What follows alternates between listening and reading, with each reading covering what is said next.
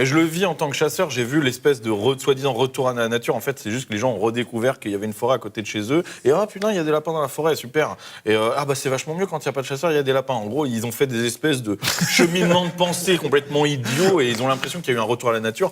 Il n'y a rien eu du tout. Les trajets en avion. D'habitude, on a le bois de Boulogne. Ces derniers temps, on pouvait faire des trajets en avion. Intérieur. Moi, j'en fais énormément pour mon travail. Il faut savoir que quand vous faites un trajet intérieur en avion, la très très grande majorité des vols Air France sont des vols qui sont écologiques, dans le sens où, en fait, si chacun des passagers avait pris sa voiture, eh bien, en fait, en impact carbone, c'est moins élevé. Vous voyez. Donc ça, il faut avoir une petite réflexion sur le sujet pour s'en rendre compte. Dire, ah ben c'est super, regardez, quand on prend plus l'avion, qu'on prend plus sa voiture, qu'on reste chez nous et qu'on vit plus, la nature va mieux. Non, en fait, ça se passe pas comme ça. C'est pas un vrai retour à la nature, c'est des biais de pensée. Il est là, le réchauffement climatique. Attention, sujet sensible. On ne rigole pas avec le réchauffement climatique. Merci d'être avec nous. Le réchauffement climatique, faut pas blaguer avec ça. Michel Chevalet va nous en parler, moins 3 degrés ce matin dans les Yvelines. Elisabeth Lévy, bonjour. Bonjour, moi je veux bien défiler contre les trottinettes. Et puis un adulte en trottinette quand même. C'est grotesque, mais c'est pas grave. Grotesque. C'est pas grave, mais ils sont contents, donc manifestement. C'est grotesque et dangereux. Vous trouvez ça bien, les trottinettes, par exemple, Oui, dans Paris ? évidemment, c'est la mobilité douce de demain. La mobilité douce. Bah oui. Ouais. Mais vous trouvez pas ça tout simplement ridicule, par exemple ?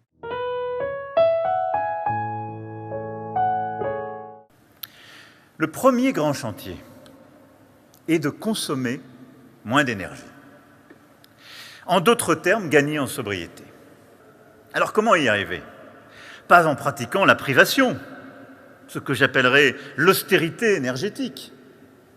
Je suis d'ailleurs toujours étonné que parfois celles et ceux qui mènent le combat contre l'austérité budgétaire plaident pour l'austérité énergétique, voulant en quelque sorte priver nos jeunes ou nos enfants de ce que toutes les générations avant eux ont eu le droit de consommer.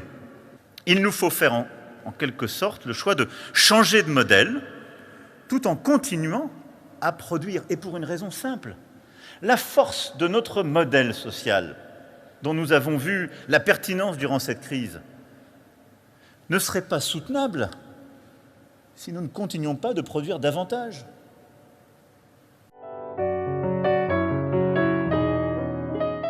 Bonjour, Paul Laroutireau, LCI. Une question, j'allais dire extra-sportive, mais qui est sportive, puisque Alain Krakowicz, responsable des TGV, a tweeté après une vidéo de Marco Verratti faisant Paris-Nantes et Nantes-Paris en jet privé. Paris-Nantes est en moins de 2 heures en TGV Inuit PSG Inside. Je renouvelle notre proposition d'offre TGV adaptée à vos besoins spécifiques pour nos intérêts communs, sécurité, rapidité, service et écomobilité. Est-ce que c'est une question que vous vous posez et est-ce que vous en avez parlé à vos joueurs ?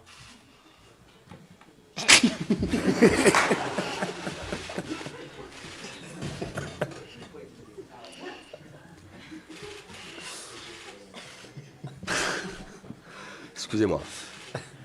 Je me doutais qu'on allait avoir cette question-là.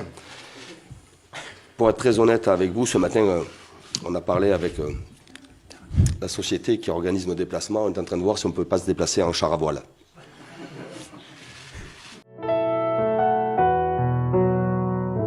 On utilise quelque chose une réalité pour créer une forme de totalitarisme, si je reprends vos mots. Tout à fait. En fait, le problème, c'est que... Mais qui a intérêt à ça, Yves Roucotte ? Tous ceux qui détestent le mode de production qui permet, en fait, le plaisir de vivre, le bien vivre, qui permet de rechercher la jouissance de son corps.